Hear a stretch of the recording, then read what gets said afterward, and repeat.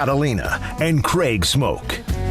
All right, when we need some college football truth serum, we call and get in touch with Tim Brando, who's a great friend of the show. Fox Sports joins us on Sikkim 365 Radio and 365 Sports. I want to ask you, and Tim, you heard about the news. We had Cecil Hurd on.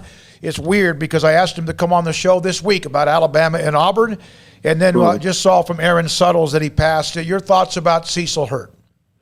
Yeah, I've known him a long time, fellas, as a Southeastern Conference broadcaster for such a long period of time. I cut my teeth in that league, and I knew Cecil when he was just starting out. I think I'm older than he is, but I remember him when he was coming up, and the last of really his generation, I think. And you guys know a few of the others in Texas. You know who they are right away. Guys that are old-time beat reporters that followed their team.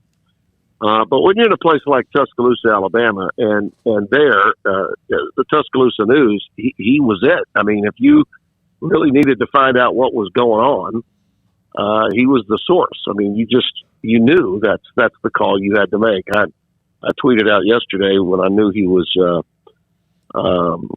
essentially on death's door that it was, let's make sure we give some prayers to he and his family because he meant so much to so many for a long period of time. It's a big loss. I mean, it is, especially for that publication, the Tuscaloosa News, but especially for those of us in the SEC that have been around for a long time that felt like, if you really wanted to get the straight story, this is where you had to go to get it. And you'll hear a great deal more about it with this being Iron Bowl week, as we get closer to the game. And he's deserving of it. Whatever they can do to honor him, they certainly should. Great man, hell of a reporter. We went at it a time or two. Because I took on Alabama quite a bit, and he was because he listened, and he should have defended them. And he's Tuscaloosa for crying out loud, and in so many ways, Alabama football. So he was really in that very small circle of trust that Saban had, and even prior to the time Nick got there, I'm sure Nick leaned on him when he got there to say, "Okay, now tell me about these guys. How do I work with these people I have to work with at the institution and to get the lay of the land." Saban's smart that way. So it'll definitely affect Nick and a lot of other people of great influence at the capstone, no question. All right, so Tim, tonight, the bad word, the four-letter word, the College Football Playoff Committee will get together. So how do you see and what do you expect? You know that they'll position a few people in just the right spots. Do you see them putting Cincinnati in the top four just because they deserve it, they earned it, but again, just to kind of say, okay, we already did this once, and now we're done? Spencer and I had a little debate about this. I don't know if you caught any of the end of our game. You guys were done in the afternoon. You might have been flying back home, so you didn't get a chance to see our game in prime time with Oklahoma State and Texas Tech. But it was a blowout, so we pontificated on it in much of the fourth quarter. He believed that Michigan would be put ahead of Cincinnati just because. And I think it's a decent, his point of view, I think, was worthwhile. The committee loves to promote a big game coming up. And by putting Michigan right behind Ohio State, you're making it a 3 versus 4. Or a 2 versus 4. Okay. I frankly think Ohio State should be 2 and should jump Alabama based on the way they performed. But if you moved by virtue of what happened and the way Michigan had been propped up by the committee, even being ranked ahead of Michigan State, even though they lost to them, they could very easily put them in that spot instead of Cincinnati. But I'm with you. See, I think they love throwing bones to those, scraps to those teams like they did TCU and Baylor back in 2014. Yeah, we'll give you a little bit, but when it's really time, we're going to take it away. So, I think Cincinnati will be 4, but I do think they'll take it away. They'll find a way to take it away. And actually, the irony of all this, fellas, is it could be the Big 12 that takes it away from Cincinnati. If Oklahoma State, I think this is the only team that can do it. If it is Oklahoma State that runs the table, you see what these last 2 weeks have done for them. The Cowboys statistically are really looking like not just a Power 5 team, but they're looking like an SEC team, the way they're defending.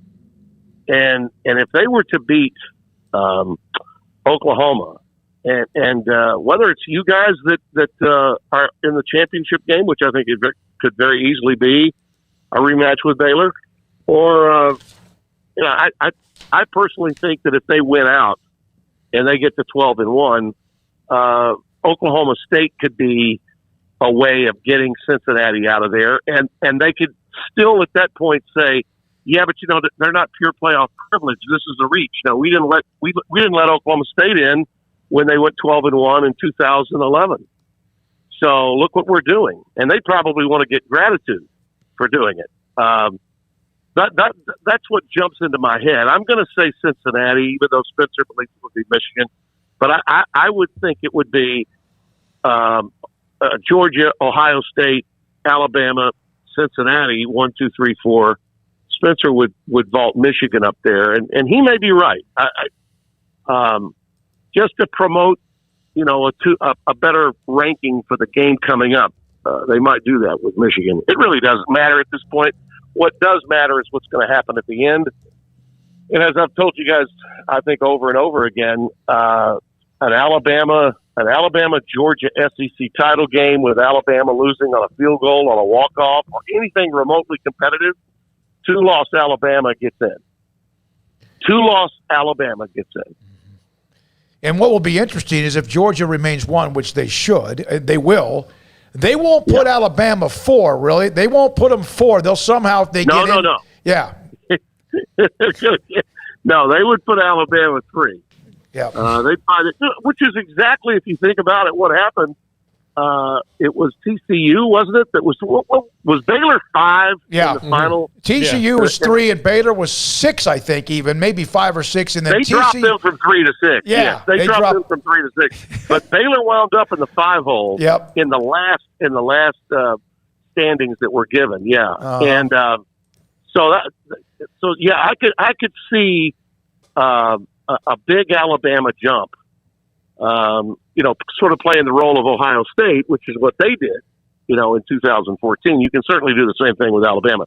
Those two teams are essentially the Cowboys and Patriots of college football. They're the two teams that get the biggest ratings, Columbus, Ohio, and Birmingham, Alabama. I mean, they dominate, and they bring home the numbers for television. So any way they can find a way to get those two teams in, they're going to do it. Tim, the coaching carousel continues to spin. James Franklin took himself essentially off, at least for the next couple of years, with that 10-year deal today. But Florida opened up this week. The precipitous drop for Dan Mullen was really kind of surprising, and how he even seemed checked out himself throughout this year on that program. Your thoughts on Dan Mullen and maybe even Billy Napier from your native Louisiana getting a shot at that job and what he might do?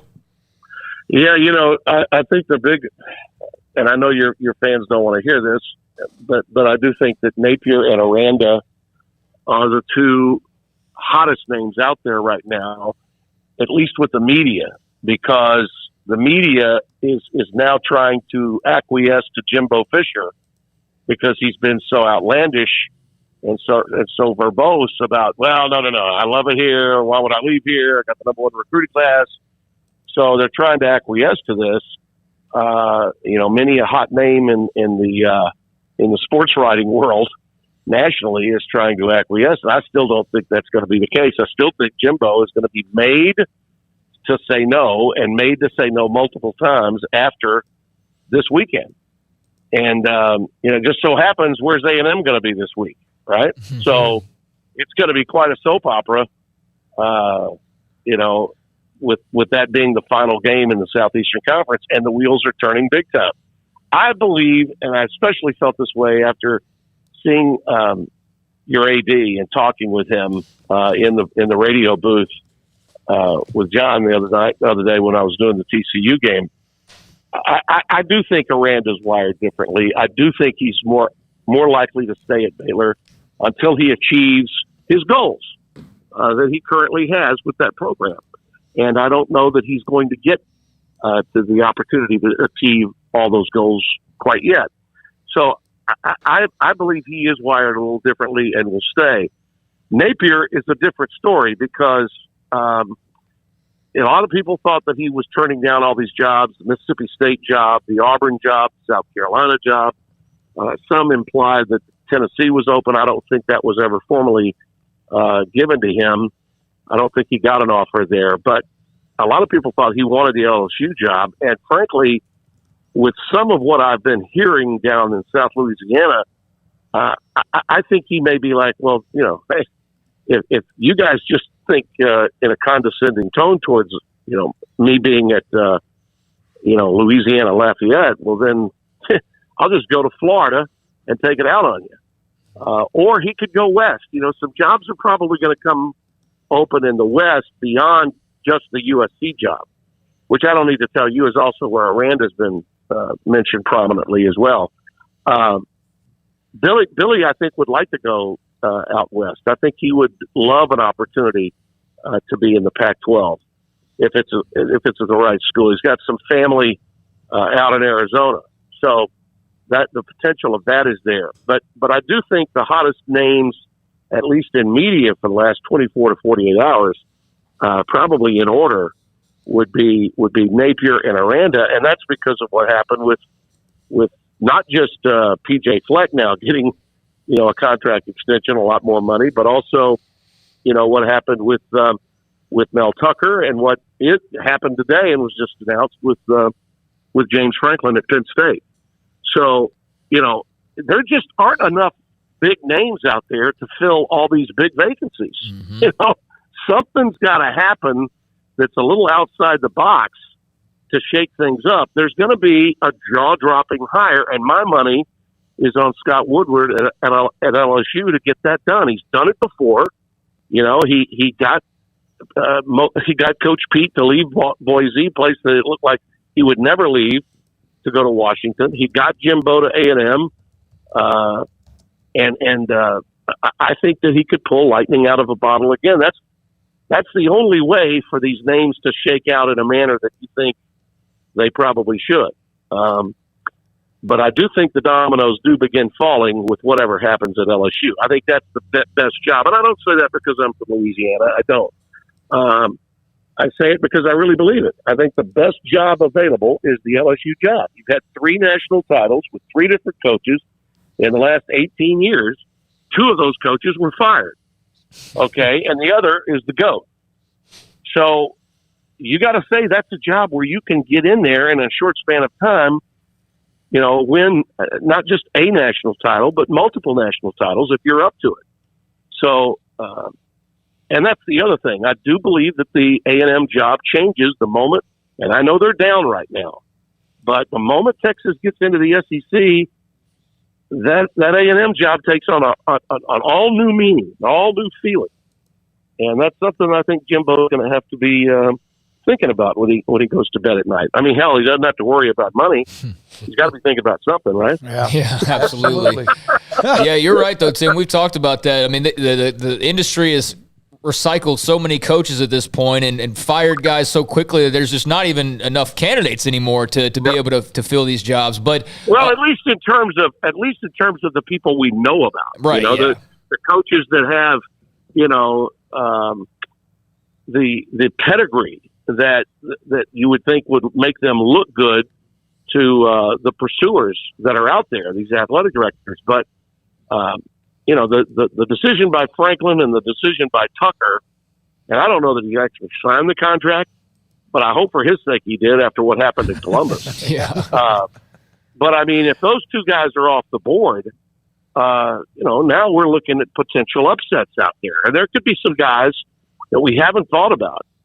I've even heard, and I know this sounds bizarre, fellas, but I've even heard Matt Rule's name being thrown around again. I have. Somebody want to go and grab that guy, get him away from the NFL.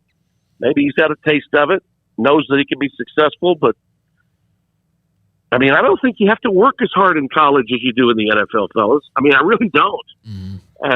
If you can make the same amount of money in a college job that you can at a pro job, I have no earthly idea why you'd want the pro job. Well, it's all about the way you're wired. I mean, that's got to be it. It's all about the way you're wired. Well, one name that has been rumored for the LSU job, no matter what he said as well, not only Jimbo, but Lincoln Riley. And this weekend, Riley and the Sooners, number 13, Bedlam against Oklahoma State. If Oak State wins or Oklahoma wins, they're going to the Big 12 championship game. And Baylor's got to hope that Oak State wins, and then they beat Texas Tech to have a chance. But your thoughts on Bedlam? I mean, it's not often, Tim, that Oklahoma State's kind of the heavy favorite going in, but that seems to be the case this year. What do you think of what Mike Gundy's done, and what do you think of this matchup this time around? Well, as you guys know, we've had Oklahoma State 3 of their last 4 games. We were joking that they wouldn't have to fit us for a letter jacket, send us some swag at the end of the year. And they played really well in the games we've had. I try to be fair-minded, I really do, but objectively, I just don't think that there's a better defense in the country besides Georgia. Mm-hmm. Other than Georgia, I don't think there's a defense in the country playing any better right now than Oklahoma State. And they've improved a ton, since really, I mean, think about it. They're a bad spot. They're a bad spot on a 4th and 2 at midfield at Iowa State away from being undefeated. Yep. Really. I mean, they're that close to being an undefeated team. The thing they've got to overcome is this whole little brother, big brother thing in Bedlam. And, Gundy told us, and without provocation, we discussed it before the game they had with TCU when we were there for that game a couple of weeks ago, right after TCU had upset you guys. And he was like, look, we know we're good. We know that our situation defensively is better than it's ever been. Yes, we're playing complementary football. Yes, I've altered the way I like to coach offense because of that fact. But, we got a bunch of super seniors and we got a bunch of 5-year guys, especially on defense. And, they know the story. They played in these games. We had chances to win championships and never did because we couldn't win Bedlam. So until we win that game, he's been really quiet about it. Okay. It really hasn't talked much about where they're ranked or where they should be ranked. I think there's more people like Spencer and myself that have been talking about it rather than him. And the whole reason for that was he knows what his record is against Oklahoma. It's not good. And this is one of the most one-sided rivalries in college football. So they got to get this thing done. If they if you get past that aspect of it, that mental aspect of it, I don't see any way that Oklahoma offensively is going to be terribly effective because Caleb Williams is struggling in the passing game right now. And if Oklahoma State turns you left-handed by stopping the run. Unless Williams can just do it on his own with incredible run plays as an extra running back, which, obviously he could do. He's really struggling throwing the football. And so much so that Rattlers come in the last couple of games.